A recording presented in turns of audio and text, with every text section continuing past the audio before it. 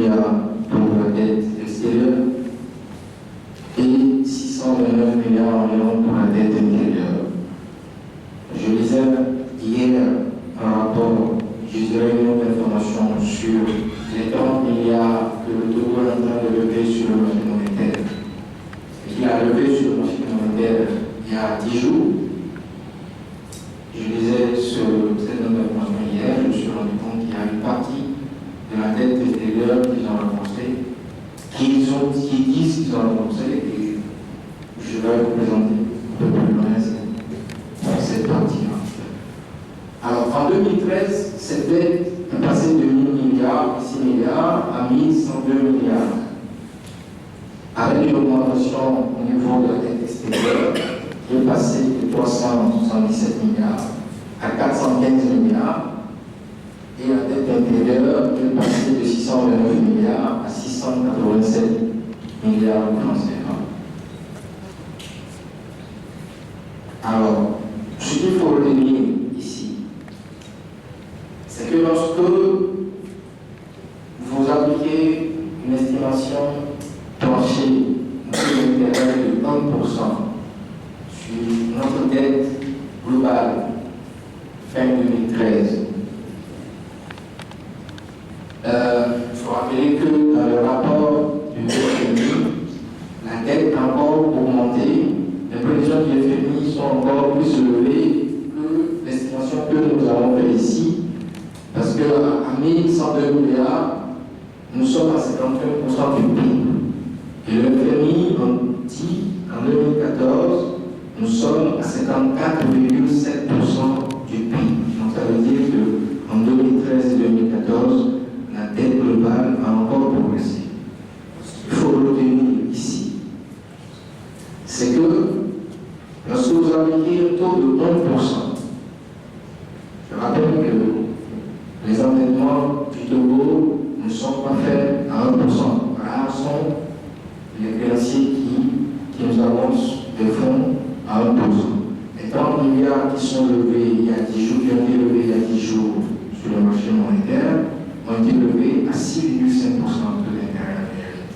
Donc si vous faites ce calcul de 1% sur les 1102 milliards, notre dette nous coûte 30 millions de francs CFA par jour, soit 1 25 000 francs CFA par heure, 20 929 francs CFA environ par minute et 349 francs CFA par seconde. Donc, chaque seconde, notre dette augmente de 349 francs CFA pour un taux plancher de 1%. Nous n'avons pas pu calculer le taux moyen pondéré, le taux d'intérêt de notre dette, parce que les informations ne sont pas disponibles. Il faut comprendre que c'est compliqué, extrêmement compliqué de trouver des informations fiables sur l'économie de notre pays. Si nous l'avons vu, nous l'avons calculé. Nous avons vu un taux symbolique de 1%, un taux plancher. Et voilà le résultat. Notre dette augmente chaque seconde de 349 points CFA. Alors, lorsque nous faisons un petit rappel au niveau de la dette, au lendemain de l'initiative de PTE, il faut comprendre qu'en gros, plus de la moitié, on parle de 80% de notre dette a été allégée, a été effacée. Parce que nous avons eu plusieurs ajustements structurels. On fait l'ajustement structurel, en fait, la structuration de la dette. Dans la structuration d'une dette, il y a le rééchelonnement, c'est-à-dire qu'on rallonge peut-être la durée, on diminue les échéanciers, mais la dette reste comme telle. Donc, on sortit de l'ajustement structurel à un moment donné. Tous les créanciers se sont rendus compte que le Togo avait une dette qui dépassait 100% de notre pays, de notre richesse nationale. Ce qui fait que nous n'avions plus à l'époque la possibilité de créer suffisamment de richesses pour rembourser. Nous n'arriverons jamais à rembourser. Donc, ils ont trouvé, c'est d'ailleurs la même chose pour tous les pays africains, ils ont trouvé cette astuce de passer par l'initiative de PTO. Alors, l'initiative de PTO, c'est quoi? Nous acceptons d'effacer ou d'alléger une partie de votre dette. En contrepartie, il y a un certain nombre de mesures structurelles qui vous sont imposées. C'est ce qui se passe aujourd'hui en gros, en Grèce. À l'époque, je crois que vous vous rappelez, il y a eu le rallongement, par exemple, des épargnes à la retraite. On est passé de 60 ans à 65 ans. Ça, c'est des mesures qui sont directement issues de l'IPPTE. Il y a eu l'augmentation du carburant, comme ça se fait encore hier, je crois. Il y a eu plein de mesures qui ont été imposées à notre gouvernement.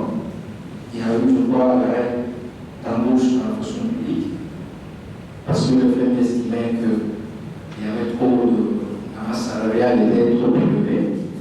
Il y a eu la privatisation de nos banques, la privatisation de nos sociétés. Normalement, sociétés comme Télécom auraient déjà dû être privatisées.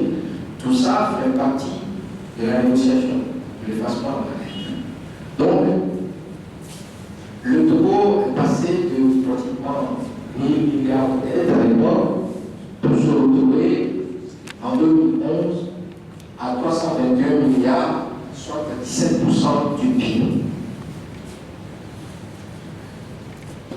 Et dans cet allègement, il y a eu l'allègement des apéros. Il y a eu le club de Paris. Le club de Paris, c'est ce club fermé dans lequel se trouvent tous les pays européens. Donc, ils mettent une partie de leur liquidité budgétaire ensemble dans un fonds et ils prêtent à qui veut prendre. C'est ça le club de Paris. Ensuite, il y a eu la France qui a également effacé une partie, 101 millions d'euros. Et il y a eu la Banque mondiale qui s'est occupée du reste. Donc finalement, le Togo s'est retrouvé avec une dette extérieure de 321 milliards, soit 17,4% du PIB.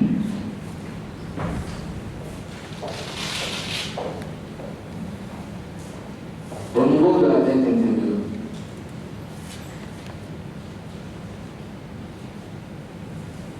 il faut dire que ça a explosé quasiment sur les 10 dernières années.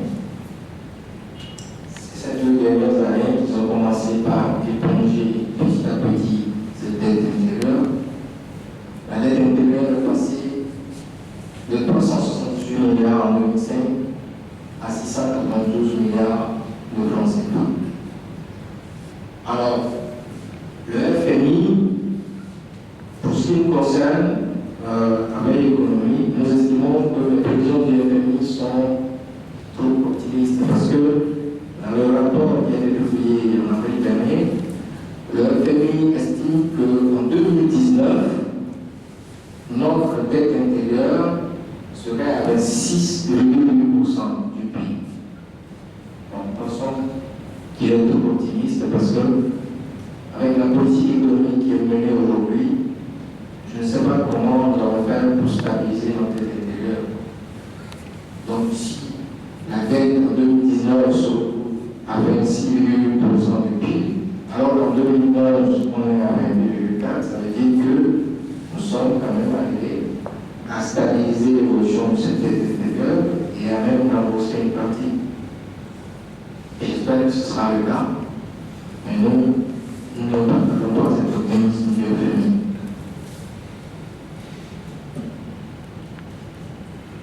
Alors, en termes de structure,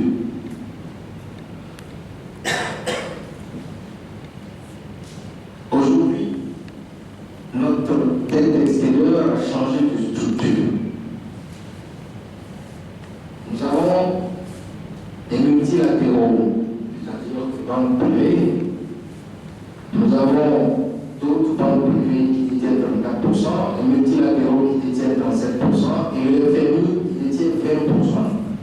lorsque vous faites cette somme, vous êtes quasiment à 90%. Donc, ceux qui détiennent aujourd'hui notre dette extérieure à 90% font partie de ceux qui effacent difficilement leurs créances.